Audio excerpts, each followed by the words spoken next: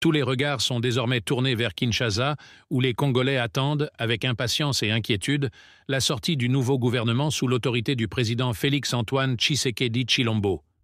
Mais derrière cette attente se cache une volonté claire, changer profondément la gouvernance, imposer une nouvelle ligne politique et surtout, faire le ménage.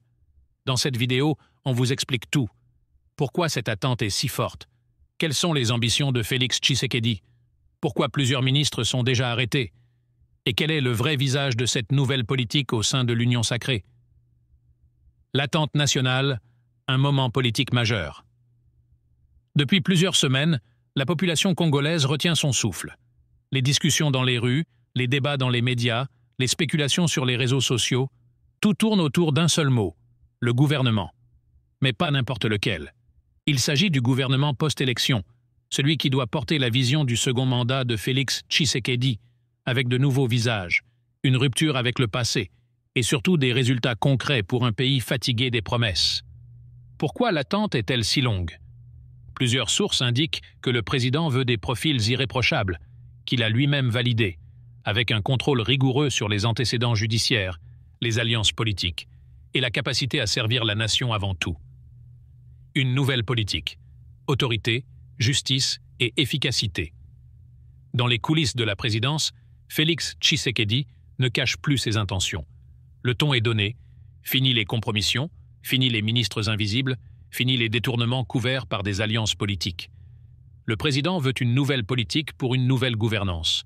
Premièrement, une union sacrée de la nation restructurée, plus fidèle à ses valeurs de départ. Deuxièmement, un gouvernement basé sur le mérite et non plus les petits arrangements. Et troisièmement, une équipe capable de mettre en œuvre les grandes réformes, sécurité à l'Est, stabilité économique, justice sociale et lutte réelle contre la corruption. Félix Tshisekedi veut aussi marquer l'histoire avec un signal fort. Plus aucun ministre ne sera intouchable. Les premières arrestations, le ménage commence, et le signal, il est déjà lancé. Plusieurs anciens ministres et hauts responsables sont arrêtés ou visés par des enquêtes ouvertes discrètement mais fermement.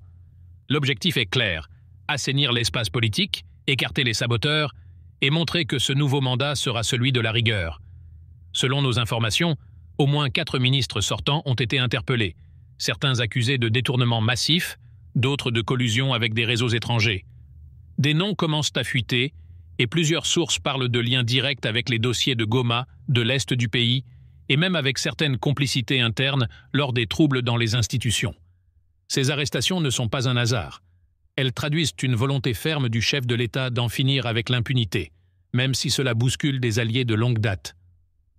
Union sacrée, épreuve de vérité ou renaissance?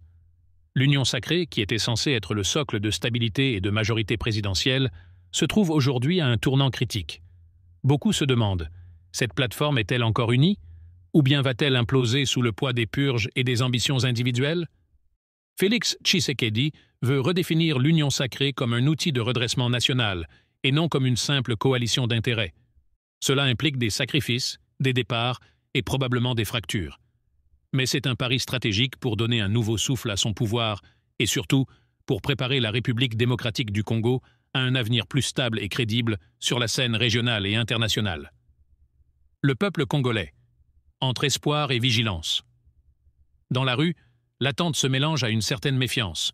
Les Congolais veulent du changement, oui, mais ils veulent aussi des actes concrets, pas seulement des discours. Le président est attendu sur des résultats.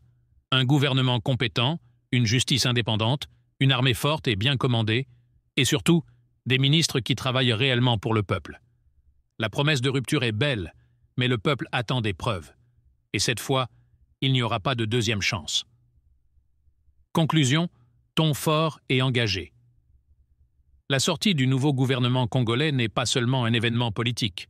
C'est un test de vérité pour Félix Tshisekedi, pour l'Union sacrée, et pour toute la classe dirigeante.